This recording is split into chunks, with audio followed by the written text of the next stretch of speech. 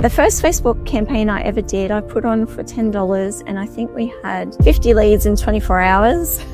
Unbelievable. Yeah, and thought, what am I going to do with all these people? Where are you going to put all the leads? They're falling from the sky. That's from $10. Absolutely. So yeah, it was amazing. Facebook ads have been a game changer for us. And I guess the biggest thing is training my staff to convert those leads once they came through has been a big thing as well.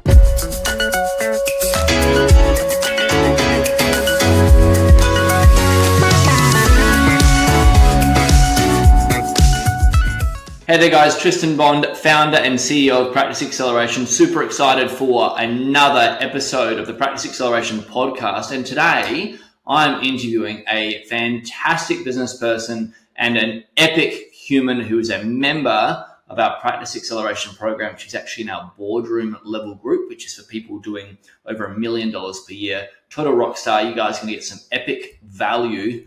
Let's dive in. Hey, Jackie, thank you so much for joining us. Welcome to the show. Hi, Tristan. Pleasure to be here.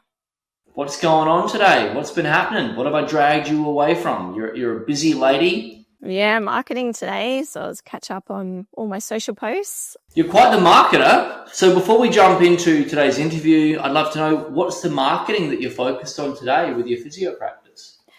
At the moment, it's just some value adding for my patients and followers. So just some content on socials today. And then I was going to have a look at, we've just recently done an SMS campaign that was super successful. Oh, awesome. Well, let's go there. Before we jump now, I'm intrigued. So tell me about that first, because we can't have a cliffhanger. Can't leave me hanging. Can't leave our listeners hanging. So you just ran an SMS campaign. Tell us about that. So we had an SMS go out to reactivate some massage patients that haven't been in for a while. So he's a superstar. So we sent out 330 text messages to our old database and we've had 27 at last check. How good is that? You send out the pre-created text, 27 bookings in. Do we know the potential pipeline value of that at this point, of what that could earn you guys? It's about $1,000 a patient. So 27, an extra 27 grand. You know what they say? Every $27,000 makes a difference, right? Yes. So yeah. There you go. Just running a pre-done campaign. Congratulations. Well, I want everyone to learn a little bit more about you. So Jackie, whereabouts are you located in the world? What's the name of your business? How long have you been there? Give us a bit of a lay of the land. So I run a business called Physio North in Townsville in sunny North Queensland. So I've been a business owner for about 15 years, and we've got predominantly physio. So we do, I guess our target market is over 40s and 50s who just want to live their best life. So I like getting people back. That's me. Yeah. I want to live my best life. I'm your perfect patient. Yeah. So we help people who are struggling with those aches and niggles and want to go traveling and they want to be independent, as they age. So that's our bread and butter. I'm in the group now where you target as I might be experiencing aches and pains and I just want to be independent and I'm trying to combat the challenges of aging musculoskeletally. That's awesome. It's very, very, it's very rewarding to work with, I think. Absolutely. People can do so much more than they think they can do. So, yeah. Oh, yeah, definitely. Well, I just want to talk about our journey right now. So we've known each other for around 2 years. You mentioned you've been a business owner for 15 years. So firstly, congratulations. Thank you. That's commitment. That's real commitment to be in that. And I'm betting, I know that you and your daughter's really into dancing. So is your background in dancing before business? So I did competitive gymnastics for years. So I guess that's how I fell into physiotherapy and sport. I've always been an active person. And I kind of fell into business. I was working for someone who sold their business. And at the time, I was only 27. I thought, well, sounds good. Yeah, why not? So it was, I think the journey for me, it was a sink or swim at the start. And then I started having kids and realized I needed a little bit of help. And I guess when I had my third child and COVID happened, that was when I kind of sought you out to give me a bit of a hand. And and helped me learn how I could step away from the business a little bit instead of being in the trenches every day. Yeah, and we're going to talk about that on today's show about what things were like before and what they're like now. But because of your background in gymnastics at such a high level, and as you know, there's a lot of other people inside our program at Practice Acceleration and the boardroom level. People do have like a high level sporting background, and they can then apply that knowledge and that experience and that mindset to business. And I just see you doing that all the time. So when you say you fell into business, I don't think you did. Like, it was always going to happen, and it was always your calling. And much like professional sports, it really is about getting the right guidance of like, where do we channel your attention, your focus? How do you train at the right level? How do you fuel up? How do you perform better? How do you look after your mindset and so on? So we met around 2 years ago. You had your third child. You've gone through COVID. I'd love to know, what was going on for you at that point in time? I mean, you've been doing well in business all by yourself, and you've reached out for help. What was the challenge? Like, just let our audience know what was going on for you that made you go, I want to have a chat with Tristan. Like, what was slowing you down, stopping you in your way or in the back of your mind? I think the biggest catalyst at the time was I'd put money into expanding my clinic. So I had this beautiful new big clinic, and I couldn't find staff. So staffing here in North Queensland, I guess we have a smaller pool to draw from. So it's a little bit more competitive. So finding staff was a big issue for me at the time.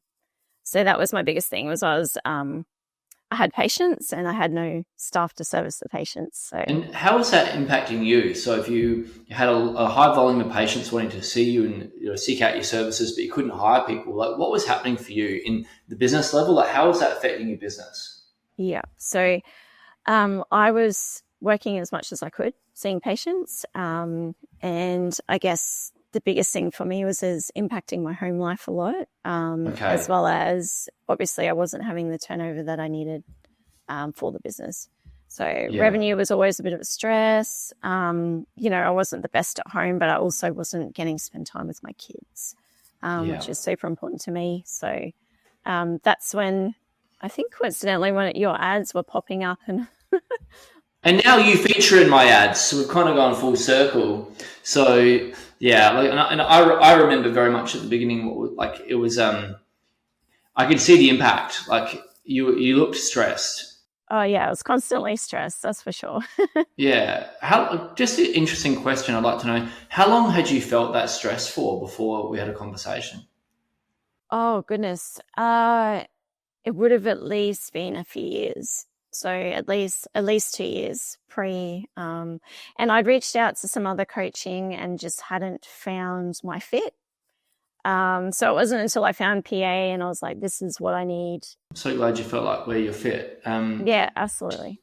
What made you choose us? Like, what made us your fit? I'm genuinely interested now because that's important to me to understand. So at the time, I had a coach that wasn't industry specific. And so part of what kind of piqued my interest with your ad was that you only deal with healthcare businesses. And I thought I need someone who can help me recruit health practitioners, someone who can help me systemize my business, someone who can show me how to make profit in a health business. So the specificity was, I guess, the biggest selling point for me. And then just talking to you and Dave straight off the bat, you had solutions to my problems. So, well, I'm really glad that we were able to help and continuing to support you. So there's 3 things I've just written down here: recruitment, systems, and profit. So love to know, so I know that before you joined us versus now, I know that your revenue was very high, like where you're a 7-figure business, but profitability was an issue. How is that different now? What sort of improvement have you experienced in profitability? Yeah, so the 2 years prior to joining PA, I made a loss, which was very stressful. And then this year we're looking at 20% profit. 20% profit, so 200K plus in profit now. Yeah. That's a big turnaround. So that's like, we talk about 3 freedoms here at Practice Acceleration: freedom of finance, freedom of time, and then freedom of headspace. So the first one we've been able to address, and we're still continuing to improve that, which is freedom of finance. So now that you can earn that extra, like that 200K in profit, what does that mean for you? Like, what's different now that you can have that actual freedom of finance? Because it's not just a number. What does that mean for you and for your husband and for your family? Yeah, well, it's lifestyle for the kids. So I think I mentioned to you before that now I've got my business by design. So Yes, I love yeah, that. yeah. So I only consult 10 hours a week. And the great thing about this Nice. is that I don't actually have to see patients anymore. I just like to see patients still. So I have a couple of mornings a week I still get on the tools. But Yes. then the rest of my time is supporting my staff, which I really enjoy as well. So coaching them and training them. And then I get to knock off work at 3 o'clock every day so I can pick up the kids from school. So good. Yep. And I have my Fridays off with my youngest daughter because she's not at school yet. So that's a treat as well. Isn't that lovely? Treat for her too, and just such great modeling for your children to see that your business by design, so that you can be more present in their life. You mentioned that number there, 10 hours of consulting per week. What was that like beforehand? Like, what were you doing 2 years ago when we first met? I think it was 40 hours a week. Yeah. Full time caseload plus everything else. Yeah. Yeah. Whew, you freed up freedom of finance, you freed up freedom of time, so 40 hours down to 10 hours, and you're able to live life on your terms. Let's talk about now freedom of headspace. Like, how do you feel now in terms of stress? Like, what's different there, and what's made the difference? Yeah. Well, I guess a few things. One is having a handle on my numbers. So numbers in the past I was always a bit scared of, which seems silly now because I actually quite enjoy sitting down every week now and seeing where we're at. And the thing is about that is that you are looking at your numbers every week and you can control them. Yes, because you understand what drives them and then what to do about it. Exactly. And then I guess having the marketing then behind it, if I think, oh, next week's looking a little bit slow, because I control my marketing now. I used to have a marketing company that did that for me. But now I have control over the marketing and I can go, okay, I need to turn this tap on because we need a few more bookings this week. The ultimate superpower is lead generation. Yeah, absolutely. And knowing how to do that. So all those little things, I guess, mean that there's less stress because I have control. So at the end of the day, it's like the control over your business and your numbers and what's happening. And then also I have more time for me and my family to recharge. I love this. So have you got control over your numbers, you got control over your marketing, and control over your profits, and control over your time? Yeah, yeah. Congratulations. I absolutely love that. That is so good. So what I'd love to know, like 2 years ago, you were in a very different space. You've obviously learnt an enormous amount. You're approaching business differently. You've transformed as a human. So if you think about like what you were perhaps getting wrong back there, or we look at what other healthcare practice owners are doing, what do you think that most practice owners get wrong? Like if there's a practice owner, perhaps they're working too many hours, their profit isn't where they want, they're stressed out. What are they getting wrong? So the biggest thing I think when I joined PA was taking time every week to work on the business, because you can't improve the business unless you're working on it. So having time to sit down, review your numbers, improve your systems, because it's really hard to get people to do what you want if you don't have good systems in place. And then you've got like a bit of a track record of where to go, and you can improve them and work on them. But working on your business instead of in the business and making sure you've got that time, I guess, is the catalyst that frees up everything. Doesn't it? Yeah, all of a sudden you're actually able to focus on what really matters. So that's a big thing. Like, you think most practice owners are not making that time a priority for whatever reason. There's stresses and they're getting distracted, getting to overwhelm. So time is the first thing. Once they then free up the right amount of time to actually focus on the business, what's the next mistake you think that they make, and what should they do instead? I think then focusing on your people and getting the right people on the bus. So let's talk about culture. Yeah, let's talk about culture. Yeah, so when I joined PA, I had done some stress hiring. Mm-hmm. What does that mean? Reactive hiring, perhaps? Yes, absolutely. So I've gone like, I need people, I just need to get them in. Yeah, so it is very expensive because, whether it's a values mismatch or just a cultural mismatch, it can have a whole toxic effect on the whole business. Oh, absolutely. Yeah. If your culture's not good and people aren't happy at your workplace, and it filters through to the service that you give, the vibe that people get when they come in the door. The energy, yeah. Yeah. So then it makes for like the potential to lose people that are amazing on your team. But then patients don't want to be here as much either because it doesn't feel as good when they walk into our space. That's right. Culture was a massive thing for me, and it was one of the things I overhauled first. What helped you to overhaul the culture? You mentioned that you were hiring reactively, and I know that for honestly, I'm going to say like 90 to 95% of people listening, I think their ears are pricking up right now. And certainly that's been me in the past. And it's a very easy mistake to make. But when we hired reactivity, the impact, the flow on to like we need to know if they're the right culture fit. We need to know if we're aligned. Otherwise, it becomes this real toxic cancer inside your company. So where did you start, like to start creating the right culture? Like what was the first thing you needed to do differently? So we instilled a lot more regular meetings. So I think our meetings prior to that were maybe once a month. And we went to once a week team meetings, and also once a week meetings with me. So everyone on the team had a meeting with me once a week, and we talked about making them a bit more accountable for their performance, which was massive. But the other thing that I find health practitioners aren't great at is acknowledging their wins. So that's been a big thing for us too, is sitting down and as a group, but then one-on-one talking about the wins that they've had in a week. Celebrating the wins, yeah. What you focus on grows, Mm-hmm. Yeah, absolutely. And it just changed their mindset. It changed the feel of the clinic. And then also they knew where they were at. So it gave them a bit of power back to go, okay, I wasn't as busy this week. I need to work on my patient retention, and then we'll work on that together. Or it might have been like this patient left because it might have been a hands-on thing, so we can work on that together. Yeah, the skill set, yeah. Yeah. So basically everyone was a lot happier. So culture was, and then we did a little bit. So in our team meetings once a month, we'll do something that's a bit silly, I guess. So what does silly mean?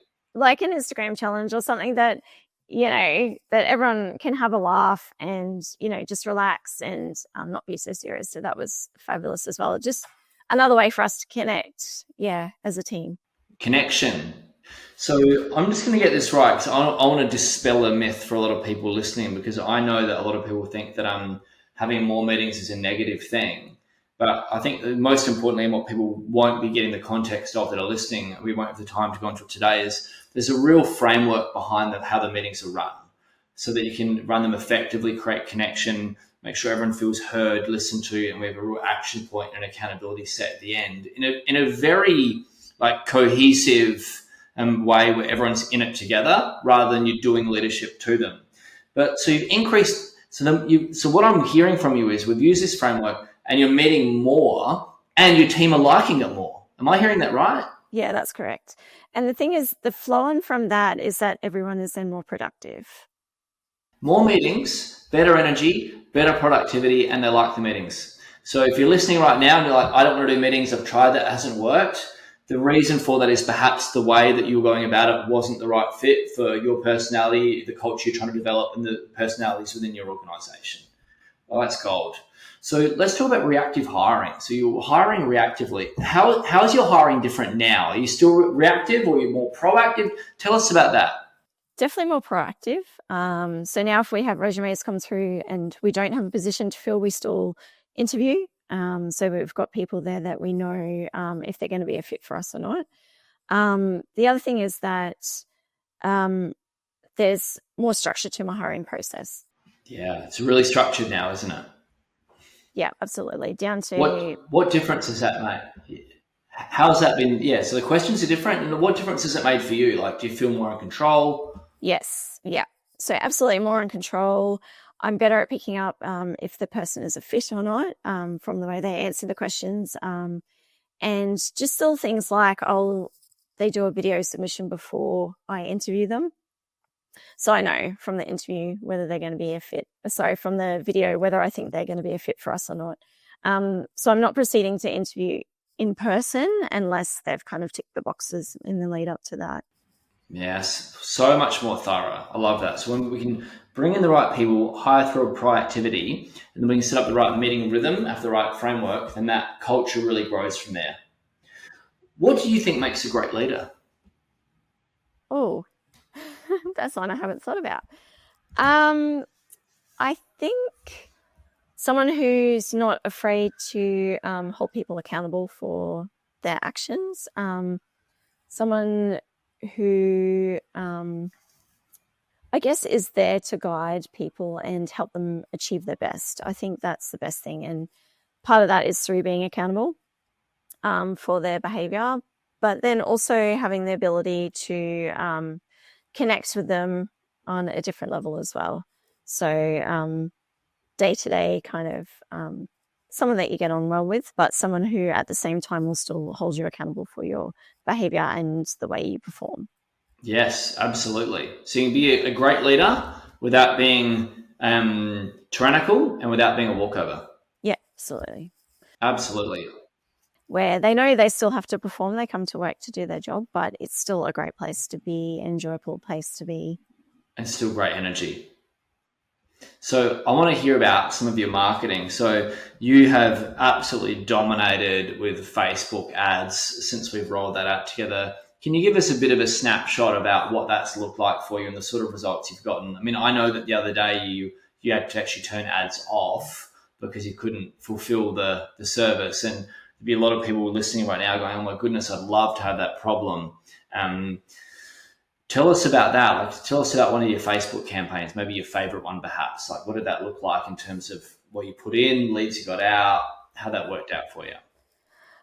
So currently we run 3 ads on Facebook, and I think they're $10 each per day. So cheap. And I usually include some kind of picture that's very kind of candid. I find that Nice and casual, personality driven, yeah. Yeah, absolutely. I found in the past if I've done anything that's too formal, we haven't had great feedback from it. And the first Facebook campaign I ever did, I put on for $10, and I think we had 50 leads in 24 hours. Unbelievable. Yeah. And thought, what am I going to do with all these people? Where are you going to put all the leads? They're falling from the sky. That's from $10. Absolutely. So, yeah, it was amazing. Facebook ads have been a game changer for us. And I guess the biggest thing is training my staff to convert those leads once they came through has been a big thing as well. Oh, absolutely. I mean, the lead coming through is one part. And as you know, going through it, we have like the conversion consult so we can like confidently approach the patient regardless of the personality type, regardless of the experience type of your team member, and then rebook. So with that line, I want to take this conversation somewhere different. So what has been your experience with training team members? Like, have you found that if someone's young, they have less experience, they're still trainable and they're able to build a list? Can you tell me about what your experience has been there? Because I know that some people are reticent to hire juniors, whereas I'm very proactive about that. I really like them. Well, what's your thoughts? Well, my current highest performing physio is my new graduate this year. So how good is that? She's amazing. And I think it's because our onboarding process and our systems are so good now. So she came on and we had her profitable in 2 weeks. Profitable within 2 weeks for a new practitioner. Congratulations. You're an excellent action taker. Whatever we give you, you just action it. Like, it's so good to watch. So yeah, well, you've made it easy for me, but she is also like a real go-getter. So she came in and she shadowed us before she started working. So she got a feel for the clinic and what we did and how we did it. But she's also very receptive to the training and how we retain our patients. So I find that a lot of the new practitioners and even the old ones that come through don't know how to retain patients. That's right. which is a massive hole in business. And she picked it up really quick. And, as a physio, one of your biggest frustrations is when you have someone that you know that you can do really well with, but they don't do what you tell them to do. Yep. I totally understand that. Yeah. So teaching a physio to be able to retain the patient and get them to do their exercises and attend their physio appointments is big, not only for the business, but also for the physio's enjoyment of work, because they're actually getting patients better. That's right. Patient wins, physio gets to feel fulfilled, and the business grows because you're providing the best level of service. And then there's also the referral effect that happens from like the raving fan that you've then created. And more so as well, like it's really interesting. Like if we point the one thing at a business, if a business is doing more than say 40K a month, so $500,000 a year, retention is always the number one point that we need to solve. It's the hidden killer in so many different ways. But so when you're retaining properly, you've got a process to recommend, patient follows it, they get a great outcome. Patient wins in terms of clinical outcome. Business wins because you're earning more money, which means you can reinvest into education for your team and so on. Practitioner feels great, but also you win the referral from the patient. But the one thing people don't realize is this: it's your team then talk, and they become like the branding for you. Like right now, most of we're just running an ad right now. You may have seen we're advertising for a new business coach, and it's funny because we've got people applying from our ad, but I've got 2 interviews today that are like, hey, my friend works for you. They rave about it. Can I please have a conversation? And 2 today, 1 next Friday. And it's like, that comes from like the energy you put into your team, the way you support them. So.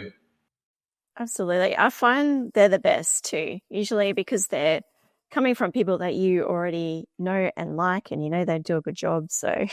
Exactly. But that all comes from focusing on retention.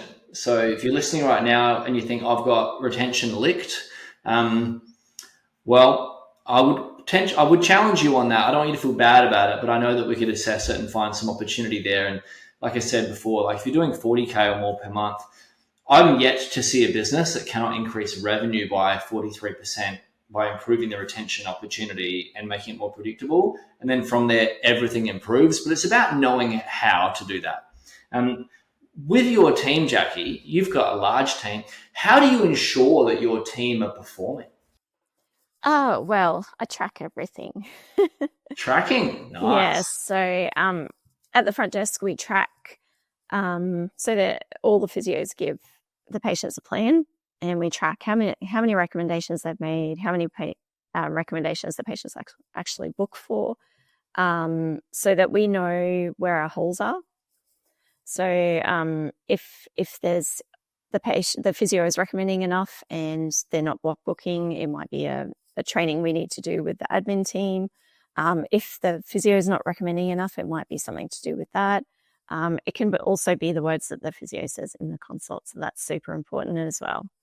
And how they deliver their plan. Yes, we talked about this in Bali. So we were hanging out together in Bali. It wasn't even a month ago, I think, maybe a month ago. And one of the things that I was teaching was the growth engine.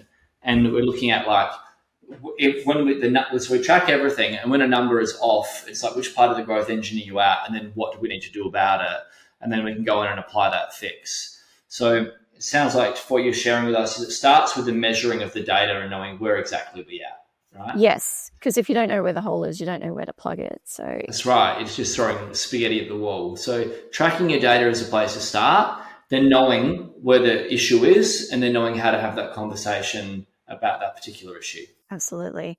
And also I think training is ongoing with your staff. Training is absolutely constant, isn't it? And it's important. Yeah, and I don't think you can ever stop. Yeah. So, and you notice if you do, then your holes start getting bigger. Yeah, exactly. It's like the lag. I think that's so good. It's like maybe like going to the gym. It's I go to the gym, and the people that I see at the gym are the same people all the time. They don't go for like 1 or 2 weeks and go, yay, I'm fit, I'm done now. It's like ongoing. And that's the same with like training. It's like, it's business fitness, it's personal development fitness, it's culture fitness. And the moment you stop, you lose that fitness. And everyone gets impacted. Like if you're unhealthy, so you think about it, like if you stop going to the gym or whatnot, you become lethargic. Everything changes. Same with like if you stop training, your team become lethargic. You become lethargic. Patients get lethargic approaches. It's all downhill from there. How do you stay motivated, Jackie? I mean, business is hard. Like, let's be honest, it's hard. It's lonely. How do you stay motivated and inspired in what you're doing? The biggest thing is having a support network, I think, personally. So I love the PA community because I can jump on, and if I've got anything going on, there's always at least a few people that'll jump on and say, hey, I've been through that. I know what you're feeling, this is what I did. So that support is amazing. And I think it helps bring that spark back if you're ever having a day that's like a little bit down. And then I think I genuinely enjoy marketing, spending time with my people. So I love coming to work. So that's fabulous as well. And then I think just finding that balance of having some time out from work, is the other thing that keeps me going. And actually, since I joined PA, I take the most trips that I've ever taken, I think. So, yeah, which is awesome. And it's just like having that recharge once a quarter at least, just to step away from the business. And then I find that you come back with more clarity anyway. Oh, definitely. I bet you came back feeling pretty clear from Bali. Oh, Bali was amazing. So good. And we've got Noosa coming up as well. Yeah, looking forward to that. Yeah, it's going to be a lot of fun. Like, doesn't it make such a big difference? Like stepping out for a few days, no distractions, just full focus, getting the support from other like-minded people makes such a big difference. Like, I just look at the smiles and everyone walks out. That blows my mind.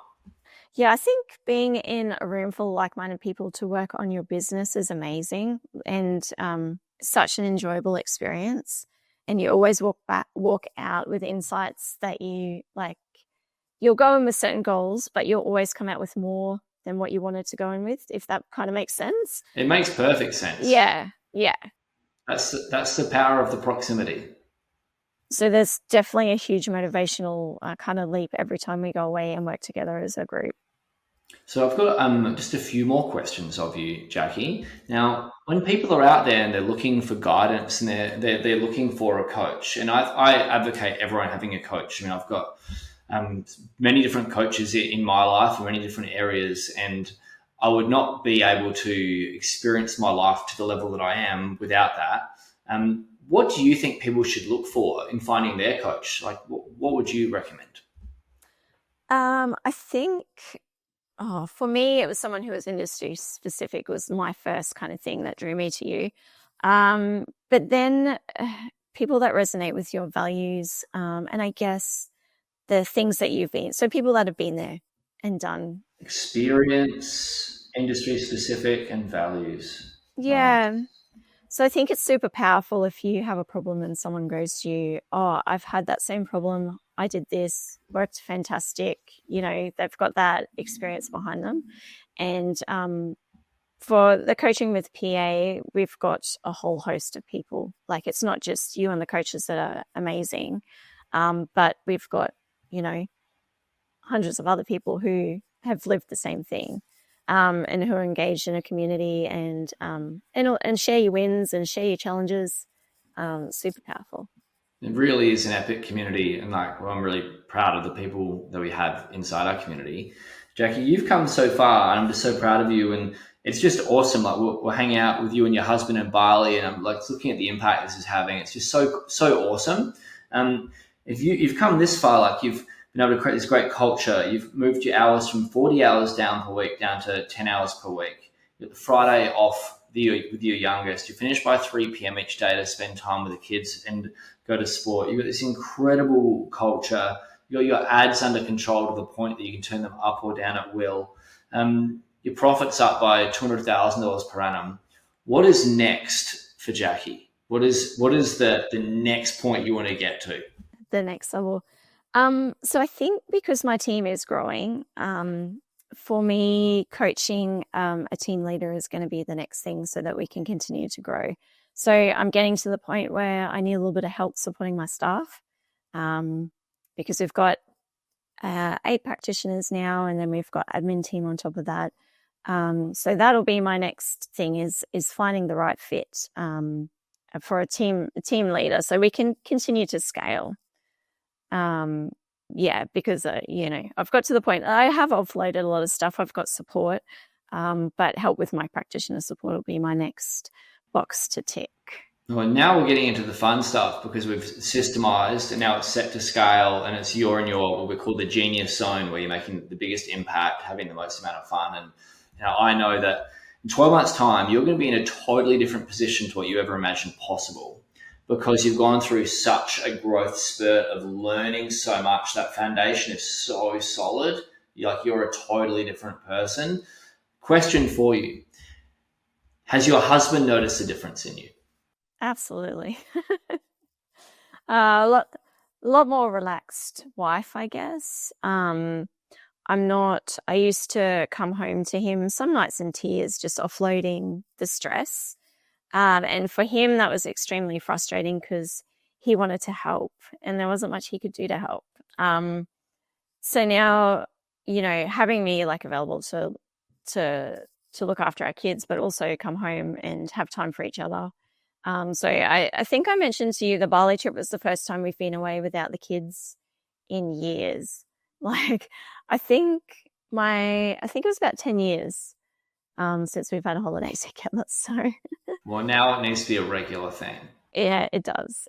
So Bali was fabulous for us, but yeah, definitely a different person. And I was thinking just prior to our chat today, just mindset things. I remember one of our first conversations, I said to you, Tristan, I'm just not good at making money. And you said to me, we have to change that. That's not true. That's, a story you have been telling yourself. And I think my mindset around that has definitely changed. I'm more confident in business now, which makes a huge difference. The thing is with mindset as well, I mean, everyone's got a different approach to it, but we're very fortunate. We've got Ben Elliott, who's an expert in mindset work in our team. And we've also got my sister, Stephanie, who's an organizational and clinical psychologist, and we can unpack it that way. And my thought towards mindset is that making a change doesn't take time. It just takes a decision. And once we decide to do that, we take the right actions. And then the feeling and that belief takes a bit of a catch-up period. But once we start doing it, it's oh, wow, we're getting a different outcome. We get the different outcome. We're wow, actually, I can do it. And the whole belief shifts. And now you've just stacked so many wins on top of each other that belief, it's undeniable now. And your identity is totally different. You're a CEO now. You're not a clinician. You're a CEO. So Jackie, I'm going to wrap up this interview now. It's been a blast hanging out with you. And what I want to say to anyone listening, if you resonate with Jackie's background and you're excited about turning things around to live the life that she's now leading, then I invite you to follow us on Instagram at Tristan Bond Official. And you can see fantastic interviews like this. You can engage with our content where I give away a lot of free tips, tricks, strategies behind the scenes. And you just see the life that our clients are living now as a direct consequence of the work that we are obsessed about with them. So please do me a favor, head on over to Instagram and check us out at Tristan Bond Official. And if you have any questions, like Jackie initially did, then I'd be delighted to answer them personally for you. Just send me a DM, and I do actually answer those personally. So Jackie, thank you so much for hanging out with me today. It's been an absolute blast. Thanks, Tristan. You're a pleasure to work with, and also I just want to say it's my privilege to serve you. I get to show up every day doing what I love because people like you trust me. So thank you. I take it very seriously, and our best is yet to come together. So thank you for the opportunity. And, well, it's been life-changing for me. So yes, thank you. Right back at you. You're so welcome. All right, dude, we'll wrap it up now, but I'll see you inside the boardroom session next week. All right. Looking forward to it. Okay. Bye for now.